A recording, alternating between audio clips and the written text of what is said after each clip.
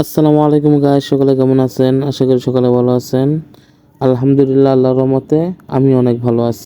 দীর্ঘ 15 দিন পর আজকে 16 দিন আমরা হ্যাচারে বসিয়ে দিয়েছি কোয়েল পাখির ডিম। ইতিপূর্বে 3 দিন পর 3 দিনের মধ্যে আমাদের কোয়েল পাখির বাচ্চা ফুটে যাবে ইনশাল্লাহ। আমরা অপেক্ষায় রয়েছি। এবার আমি অনেক ভয়ে ভয়ে ছিলাম, কারণ এবার আমি খেয়াল করি নাই, যেহেতু শীত চলে এসেছে, আর্দ্রতা অনেক কম ছিল, তাই আমি ভয় পাইছিলাম যে কোয়েল পাখির বাচ্চা ফুটবে কিনা। আলহামদুলিল্লাহ, আমার কোয়েল পাখির বাচ্চা ফুটে গেছে। এই যে আমার কোয়েল পাখির বাচ্চা, মেশিনের ভিতরে কোয়েল পাখির বাচ্চা আছে। তো ওই জায়গা থেকে আমি সব কিছু নিয়ে যাচ্ছি, খোসাগুলো উঠে নিয়ে দিয়েছি, যাতে কোয়েল পাখির চলতে ফিরতে কোনো অসুবিধা না হয়। জায়গাটা খালি করে দিতেছি যাতে হাঁটতে পারে, শরীরটা ভালো করে শুকাইতে পারে।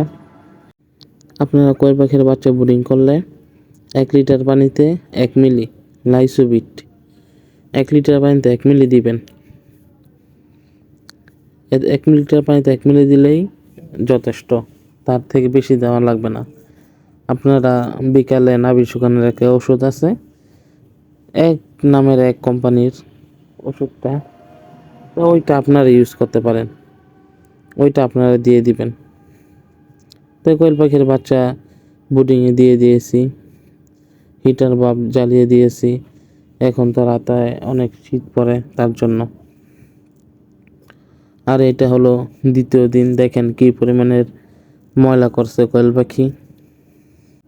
আলহামদুলিল্লাহ, কোয়েল পাখিগুলো সুস্থ আছে। অনেক দুষ্ট কোয়েল পাখিগুলা, খালি দেখতে মন চায়। কোয়েল পাখিগুলোর দিকে চাইলে খালি চাই থাকতে মন চায়, অনেক ভালো লাগে। আমার চ্যানেলে আপনাদেরকে স্বাগতম। আমার ভিডিও যদি ভালো লাগে আমার চ্যানেলকে সাবস্ক্রাইব করে দিবেন পরবর্তী ভিডিওর জন্য। আমি ভিডিও করতে পারি না ওই রকমভাবে, যদি কোনো ভুল হয় তাহলে আমাকে কমেন্টে জানাবেন।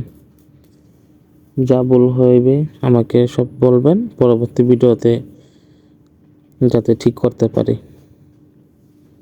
আসসালামু আলাইকুম।